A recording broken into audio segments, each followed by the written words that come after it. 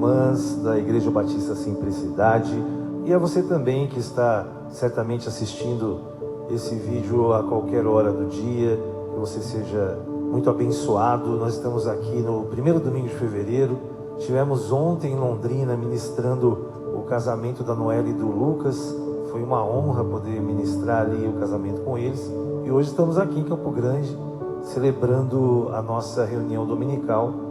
Depois de um recesso, estivemos em Blumenau, fazendo uma escola bíblica de férias com 70 crianças da Assembleia de Deus, junto com missionários americanos, vindos de Miami, da igreja Granada Church, e foi o início do projeto da Eternity and Grace Brasil, do pastor Ezequias Damar. Estamos muito felizes de podermos estar começando aí um sonho de grandes treinamentos. Deus tem usado a nossa vida e a vida de muitos irmãos aí para a gente poder expandir o Evangelho sem fronteiras, né, de país, de nação, para alcançar os confins da terra.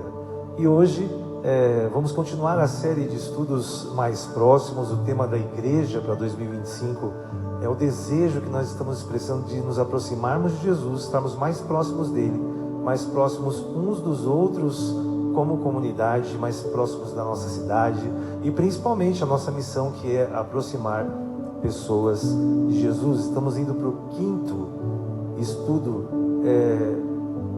da série, né, mais próximos, e nós vamos ler o texto agora que está em Lucas 24, de 13 a 35. Vamos ler a palavra de Deus? Lucas 24, de 13 a 35. Naquele mesmo dia, 2 deles estavam indo para um povoado chamado Emaús, a 11 quilômetros de Jerusalém. No caminho conversavam a respeito de tudo o que havia acontecido. Enquanto conversavam e discutiam, o próprio Jesus se aproximou e começou a caminhar com eles. Mas os olhos deles foram impedidos de reconhecê-lo. Ele lhes perguntou sobre o que vocês estão discutindo enquanto caminham, e eles pararam com os rostos entristecidos. Um deles, chamado Cleopas, perguntou-lhe: você é o único visitante em Jerusalém que não sabe das coisas que ali aconteceram nesses dias? Que coisas? Perguntou ele. O que aconteceu com Jesus de Nazaré? Responderam eles: era um profeta poderoso em palavras e em obras diante de Deus e de todo o povo. Os chefes dos sacerdotes e as nossas autoridades o entregaram para ser condenado à morte e o crucificaram, e nós esperávamos que ele ia fazer a redenção de Israel, e hoje é o 3º dia desde que tudo isso aconteceu. Algumas das mulheres entre nós nos deram um susto hoje. Foram de manhã bem cedo no sepulcro e não acharam o corpo dele. Voltaram e nos contaram que tinha tido uma visão de anjos que disseram que ele está vivo. Alguns dos nossos companheiros foram ao sepulcro e encontraram tudo exatamente como as mulheres tinham dito, mas não viram. E lhes disse: como vocês custam a entender e como demoram a crer tudo o que os profetas falaram? Não devia o Cristo sofrer estas coisas para entrar na sua glória? E começando por Moisés e todos os profetas, explicou-lhes o que constava a respeito dele em todas as Escrituras. Ao se aproximarem do povoado para o qual estavam indo, Jesus fez como quem ia adiante, mas eles insistiram muito com ele: fique conosco, pois a noite já vem, o dia já está quase findado. Então ele entrou para ficar com eles. Quando estava à mesa com eles, tomou o pão, deu graças, partiu e deu a eles. Então os olhos deles foram abertos e o reconheceram, e ele desapareceu da vista deles. Perguntaram-se um ao outro: não estava ardendo os nossos corações dentro de nós enquanto ele nos falava no caminho e nos expunha as Escrituras? Levantaram-se e voltaram imediatamente para Jerusalém. Ali encontraram os 11 e os que estavam com eles reunidos, e diziam: é verdade, o Senhor ressuscitou, apareceu a Simão. Então os 2 contaram o que tinha acontecido no caminho e como Jesus fora reconhecido por eles quando partia o pão. Senhor, em nome de Jesus, nós te agradecemos, Pai, porque no meio da nossa jornada, do nosso caminho, Jesus está sempre caminhando conosco. Pai, obrigado, Senhor Deus, porque o Senhor é um Deus maravilhoso. Eu sei que o Senhor vai falar agora, Senhor Deus, a cada um de nós nesta manhã, na ministração de hoje. Pai, fala, Espírito Santo. O Senhor tem liberdade aqui no nosso meio, em nome de Jesus. Amém e amém. O quinto estudo da série Mais Próximos tem o tema Quando Ele está mais próximo que se imagina. Quando Jesus está perto de nós, mas por algum motivo nós não percebemos a presença dele. Lucas, como sempre, extremamente detalhista em seu evangelho, até pela sua profissão, ele era médico, e no primeiro século a prática da medicina era rudimentar, comparada aos padrões modernos, os médicos eram conhecidos como iatros, no mundo greco-romano, né? E Lucas, o autor do terceiro evangelho de Atos dos Apóstolos, é referido pelo apóstolo Paulo como médico amado, embora detalhes da sua formação ali como médico não é muito falado ou descrita, né, na palavra de Deus no Novo Testamento. Provavelmente a tradição diz que Lucas deve ter estudado em Antioquia e ali foi para esse caminho, né? E com certeza se identificou com Jesus como médico. E uma das marcas do cristianismo é justamente essa empatia que Jesus tinha com os doentes, os enfermos. Inclusive, se temos hoje um hospital evangélico, uma Santa Casa de Misericórdia, é porque os mosteiros cristãos desenvolviam hortus médicos ou hortus sanitatis, que eram plantações de ervas medicinais, de plantas medicinais, e ali os doentes que antes viviam isolados procuravam tratamento. A partir disso, né, a partir de pessoas como Lucas, como os monges que cuidavam dos enfermos, foram criando-se os boticários, e assim essas pessoas que foram mexendo, né, na questão aí dos remédios, e surge assim a farmácia, os hospitais, e Jesus ele é essa marca de empatia, né? Afinal de contas, voltando para o texto ali, no caminho de Emaús, os dois discípulos estavam caminhando decepcionados, sem perceber que Jesus se aproximou e estava caminhando com eles ressurreto. Hernandes Dias Lopes diz que eles estavam tão absortos em sua tristeza que não reconheceram a presença do Salvador ressurreto. Não havia outro assunto. Jesus, o mais cotado na corrida aí para o posto de Messias, morreu crucificado. E agora todos estavam atônitos. Vemos naqueles homens a decepção, a tristeza, a frustração que estavam ali dominando, porque toda a esperança que eles tinham numa libertação do Império Romano, na proeminência de Israel através do Messias, foi por água abaixo. Aqueles homens, nós precisamos entender que se nós estivéssemos naquela época andando 3 anos com Jesus, com todas essas expectativas, nós certamente ficaríamos frustrados. E era tamanha a frustração e a decepção que foi impossível para aqueles 2 discípulos de Jesus reconhecerem o Messias. Era como se realmente estivessem com seus olhos vendados. Uma metáfora que nos remete ao estado de toda a humanidade, que caminha a passos largos para a morte, sem perceber que Jesus está mais perto do que se pode imaginar. Imagine Jesus correndo a São Silvestre ao lado de corredores vendados. Sabe aquela frase famosa que nós costumamos dizer quando conhecemos bem de um assunto? A gente faz isso até de olhos vendados, com as mãos amarradas, em nossos próprios méritos, e que toda a informação que temos acesso está simplesmente a um clique, e que não precisamos nem de pessoas. Esse conceito na nossa atual modernidade ou pós-modernidade, alguns já estão chamando da era que é pós-humana, se refere à alteridade, é a capacidade de reconhecer e respeitar a existência do outro como diferente de si mesmo. Esse conceito está profundamente ligado à empatia, à ética, está ligado também à construção da identidade, pois implica num reconhecimento de que cada indivíduo possui perspectiva única, com experiências e valores e realidades distintas das nossas. O termo alteridade vem do latim alter, que significa outro. Ele ganhou força na filosofia contemporânea a partir dos estudos de Emmanuel Levinas. Ele coloca a autoridade como base da ética e argumentação à relação que se deve ter o ponto de partida para qualquer reflexão. Já ouviu aquele provérbio, há cegos que tendo olhos não enxergam? Reflete essa ideia de que os homens estavam tão ali mergulhados na sua tristeza e na sua decepção, que eles simplesmente não enxergaram a Jesus. Outra expressão é: o pior cego é aquele que não quer ver. A origem exata desse ditado é incerta, mas provavelmente seja de origem francesa, do século XVII.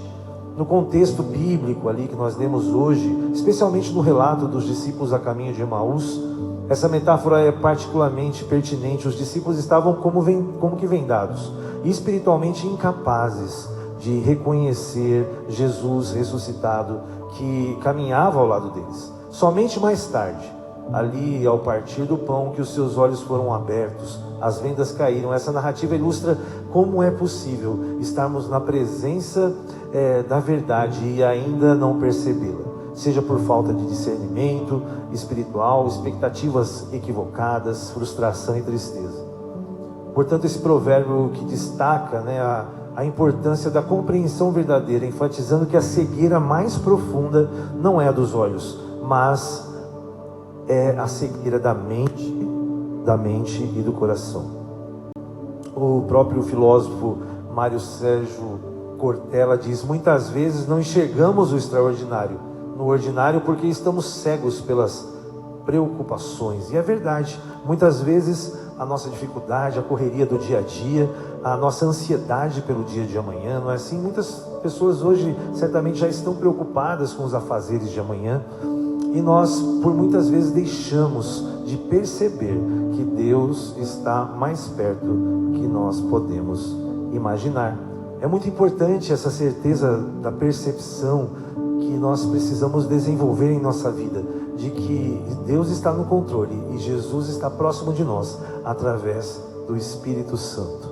Meu irmão, nós somos privilegiados. Jesus disse: vocês nunca ficarão sozinhos, vocês nunca se sentirão órfãos, porque eu vou enviar o meu Espírito Santo e ele estará sempre com você até o dia que Jesus voltar.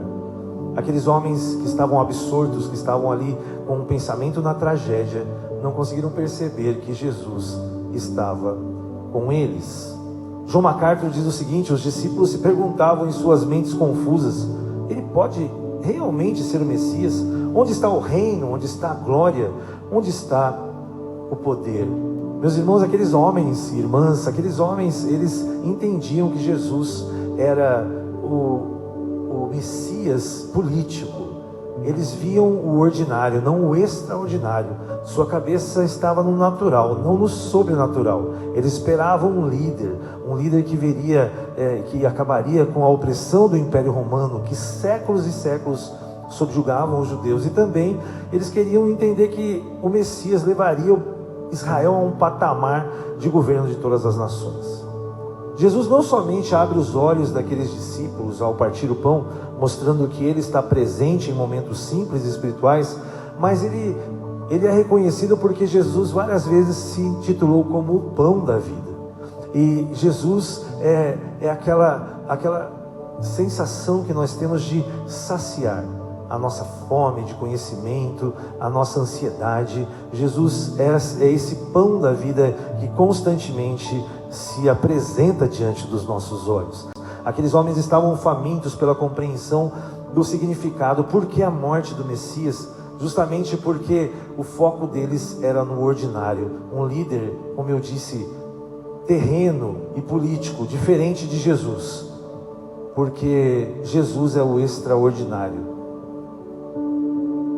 Afinal de contas, ele estava andando com eles e quase estava os deixando em sua tristeza e ansiedade, mas a graça de Cristo se manifesta, dando a percepção do sobrenatural para aqueles homens. Eles dizem: você não quer ficar mais um pouco conosco? Eles perceberam. Mais tarde eles dizem que não queimavam os nossos corações quando ele explicava as Escrituras. Jesus, quando está próximo de nós, certamente podemos sentir o calor do Espírito Santo, podemos sentir o direcionamento, a paz que ele dá. É isso que essa palavra de hoje nos diz: Jesus está mais próximo do que você pode imaginar. Creia nisso, neste momento que você está assistindo esse vídeo. se você clamar e invocar o nome de Jesus, saiba que Ele vai se manifestar. Não é assim que a palavra diz?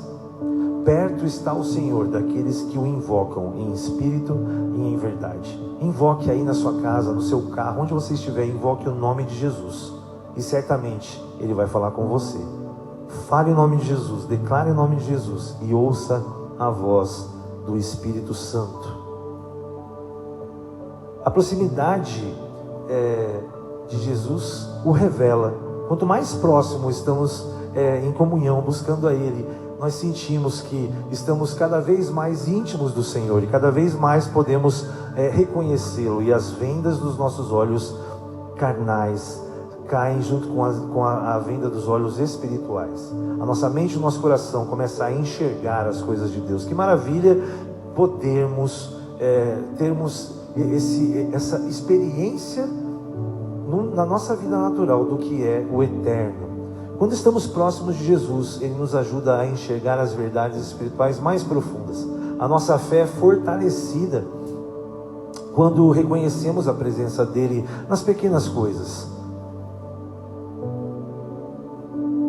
Quando as vendas caem, as cadeias se quebram, cativos são libertos, e a alegria que independe da circunstância que nos fortalece é derramada sobre nós na presença do Espírito Santo. O Evangelho é essa luz e esse poder que nós precisamos para vivermos neste mundo tenebroso. Timothy Keller diz que enquanto outras cosmovisões nos levam a sentar no meio das alegrias da vida, prevendo as tristezas que virão, o cristianismo capacita seu povo a sentar no meio das tristezas deste mundo, saboreando a alegria que está por vir.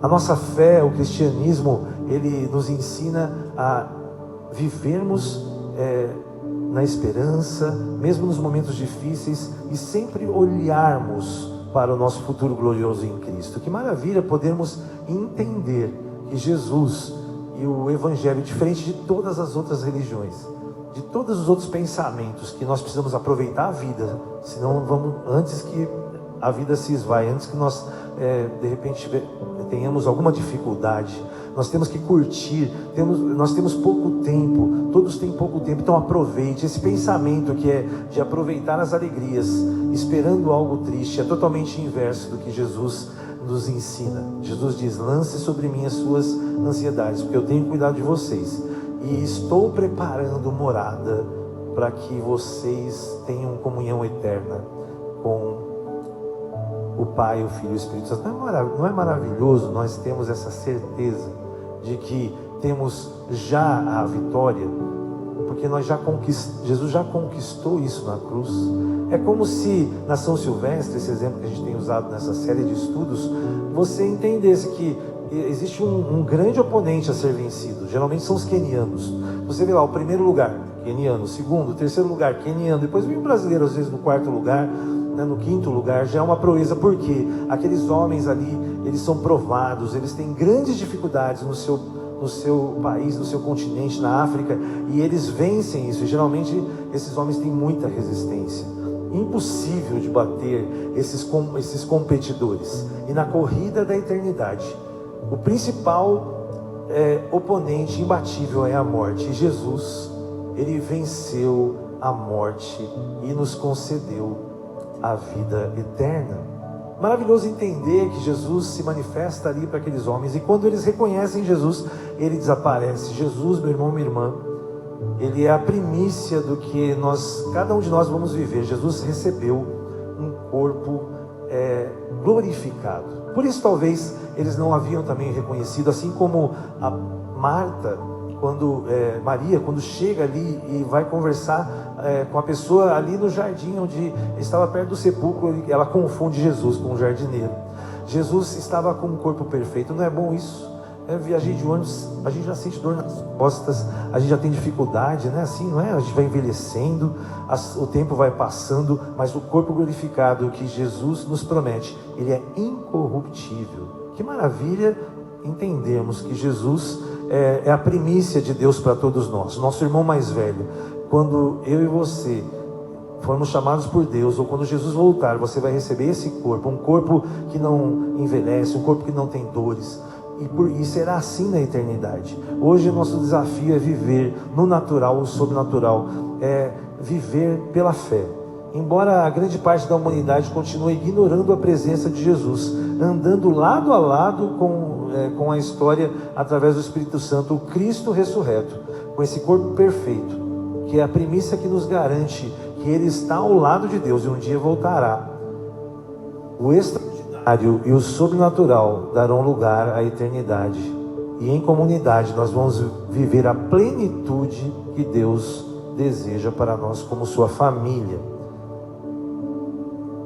O nosso maior desafio é viver a eternidade hoje, como o corpo de Cristo, a igreja, sua igreja. Nós podemos viver um espelho do que será a nossa vida com Deus, e buscarmos dia a dia estarmos mais próximos de Jesus, uns dos outros, e cada vez mais aproximar pessoas dele. E essa é a nossa missão, essa é o nosso objetivo e a comissão que Jesus nos deu: ide por todo o mundo e pregar o Evangelho. Aproxime pessoas de Jesus, conhecer a Deus, alegrar o seu coração e fazer o Senhor conhecido. Esse é o papel que cabe a nós. De forma prática, é uma decisão individual e coletiva. Devemos ser uma comunidade contrastante, mas atrativa, desenvolvendo a nossa percepção da presença de Deus, que Ele está caminhando lado a lado com você, na sua caminhada, na sua jornada. Os 11 quilômetros de Emaús é uma metáfora para a caminhada cristã que cada um de nós tem. Jesus está sempre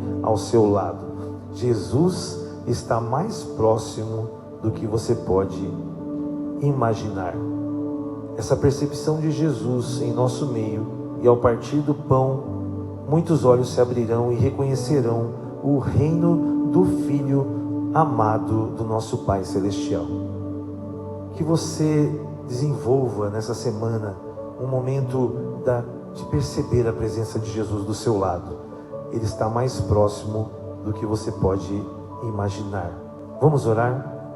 Senhor, em nome de Jesus, nós colocamos a vida de todos aqui que estão assistindo esse vídeo, e nós declaramos, Pai, neste momento, que o Senhor há de tocar, Senhor Deus, e aquecer os nossos corações, como Jesus fez com aqueles 2 discípulos no caminho de Emaús. O Senhor está fazendo nas casas, nos automóveis, onde está sendo essa mensagem, está alcançando. Eu creio que o Espírito Santo está aquecendo corações, e Jesus há de se manifestar de diversas formas. Eu declaro isso em nome dele, o nome que está sobre todo nome. Que pessoas agora estão sendo alcançadas, vendas estão caindo. Eu creio que cadeias estão sendo quebradas. Quando Jesus se manifesta, quando Jesus se dá a perceber pela nossa mente e coração, certamente eu creio que libertação há de acontecer nas famílias, nos relacionamentos. E Jesus é aquele que está sempre ao nosso lado. Que Deus abençoe a semana de todos nós, que Deus cuide de nós, e que nós tenhamos essa certeza da presença contínua de Jesus caminhando lado a lado conosco em nossa jornada, e que o amor de Deus o Pai, a graça de Jesus, o Filho amado, e a paz e as consolações do Espírito Santo sejam derramadas sobre a sua vida, sobre os seus filhos e os filhos dos seus filhos, até a consumação dos séculos. Em nome do Pai, do Filho e do Espírito Santo. Amém e amém. Que Deus dê uma semana maravilhosa para você, certo de que você sentirá a presença dele ao seu lado. Em nome de Jesus.